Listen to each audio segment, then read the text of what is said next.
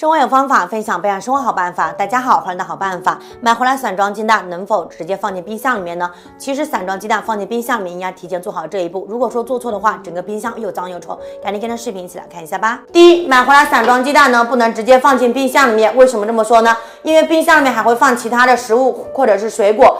鸡蛋壳外面呢有很多的鸡粪、沙门氏菌、大肠杆菌。如果说直接放进冰箱里面，不仅让冰箱变得非常臭，同时还会污染到别的食物。所以说鸡蛋不能直接放进去哦。准备个鸡蛋保鲜盒，将鸡蛋大头朝上、小头朝下垂直放进去，这样可以延长鸡蛋的保鲜期哦。正确做法应该是准备一个鸡蛋保鲜盒，将鸡蛋呢通通给它放进去。保鲜盒的密封性非常的不错，可以有效的保存鸡蛋，细菌呢不会释放出来，不会污染到冰箱其他的食物。所以说买回来散装鸡蛋应该提前做好这一步。第二个使用鸡蛋的误区，鸡蛋放进冰箱，很多朋友在使用鸡蛋的时候呢是整盒拿进拿出的，但是我们吃不完呢又给它放进去，鸡蛋受一个外界温度的影响，表面呢会凝结成一层小水珠，会加速鸡蛋的变质，这样鸡蛋呢会加速坏掉，非常的不好，它的保鲜期呢就会降低。正确的做法应该是吃多少拿多少出来，千万不要整盒拿进拿出哦。接下来呢，我来跟大家分享2种保存鸡蛋的方法，可以让鸡蛋保存的更加久，比放在冰箱里面更加的久哦。第一个保存鸡蛋的小技巧，可以借助大米来帮忙，